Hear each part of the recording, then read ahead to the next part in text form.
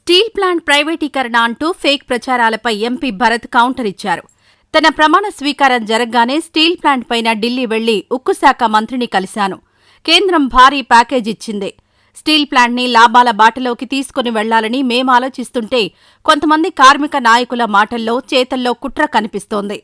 మా దగ్గర ఒక మాట మాట్లాడి బయటకు వెళ్లి స్టీల్ ప్లాంట్కి నష్టం వచ్చేలా ప్రవర్తిస్తున్నారు. అలా కుట్రలు చేసేవాళ్లను నా దగ్గరకు రావద్దని చెప్పానన్నారు ఎంపీ భరత్.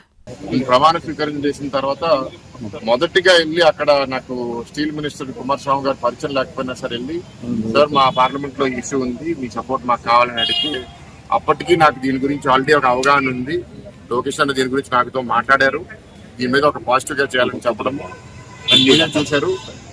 కొన్ని నెలల్లో దీనికి కొంత డబ్బులు ఇవ్వడము, టోటల్ గా 11,440 కోట్లు కేంద్రం అనౌన్స్ చేసి దాంట్లో ఇంచుమించు వాళ్ళు 9,000 కోట్ల కన్నా ఎక్కువ కేటాయించడం. అండ్ ప్లాంట్ ప్రొడక్షన్ కూడా 3 ఫర్నెస్లు ఆన్ చేసేప్పుడు 2021లో 3 ఫర్నెస్లు పూర్తిగా ఫంక్షన్ అయ్యాయి. దాని తర్వాత ఈ 4 ఏళ్ళు ఫంక్షన్ అవ్వలేదు. 20% ప్రొడక్షన్ దాని నుంచి తీసుకొచ్చారు. ఈ ప్రయాణంలో చాలా నిర్ణయాలు తీసుకుంటున్నారు. జగన్ గారు కూడా ఇందాక మాట్లాడాలని చెప్పారు.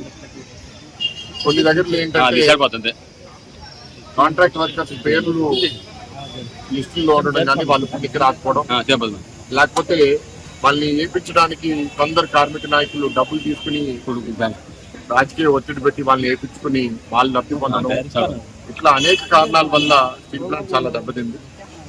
బహుశా ఇవాళ ఉన్న మేనేజ్మెంట్ వాటిని కరెక్ట్ చేసే ప్రయత్నంలో కొన్ని కఠిన నిర్ణయాలు తీసుకున్నప్పుడు నిజంగా అర్హులైన ఆర్ కార్డ్ హోల్డర్స్ కూడా వెళ్ళిపోవడం అనేది అది దురదృష్టం. ఎందుకంటే మేము కూడా అనేక సార్లు వాళ్ళకి చాలా క్లియర్ గా చెప్పడం జరిగింది. ఆర్ కార్డ్ హోల్డర్స్ మీద ప్రభుత్వం చాలా కమిటెడ్ గా ఉంది.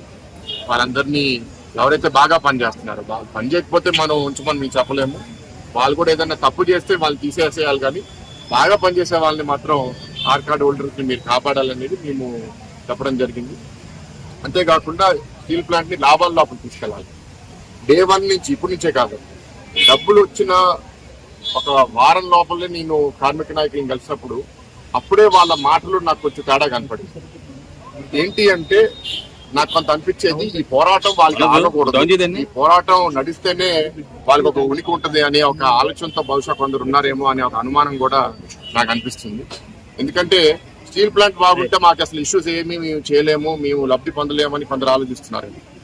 కొందరు నన్ను వచ్చి కలిసేటప్పుడు కూడా నేను వాళ్ళు చెప్పేవాడిని, మీరు వచ్చి కలిసి నాతో బాగా మాట్లాడుతున్నారు, బయటకు వెళ్ళి మళ్ళీ నన్నే తిడుతున్నారు, అట్లాంటి వాళ్ళైతే మీరు నా దగ్గర రామాకండి, మీరు ఇతర రాజకీయ నాయకుల దగ్గర మీరు వెళ్ళుంటారు, కానీ నేను అట్లాంటి రాజకీయ నాయకుడిని కాదు.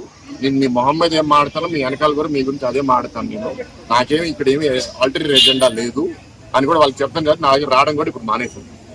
ఎందుకంటే నేను వాళ్ళు చెప్పే ఆ మాటలు నా దగ్గరకు వచ్చి ఒక మాట మాట్లాడి బయటకు వెళ్ళి ఇట్లా అన్నారని దాన్ని వక్రీకరించడం అనేది నేను కూడా ఎంకరేజ్ చేయండి. ఈ వీడియో నచ్చితే లైక్ చేయండి. అలాగే మా ఛానల్ ని ఫస్ట్ టైం కనుక చూస్తున్నట్టయితే ఇప్పుడే సబ్స్క్రైబ్ చేసుకుని పక్కనే ఉన్న గంట సింబల్ ని యాక్టివేట్ చేసుకోండి. అప్పుడే మేము పెట్టే ప్రతి వీడియో మీకు నోటిఫికేషన్ గా వస్తుంది. అలాగే ఈ వీడియో పూర్తిగా చూసినందుకు ధన్యవాదాలు.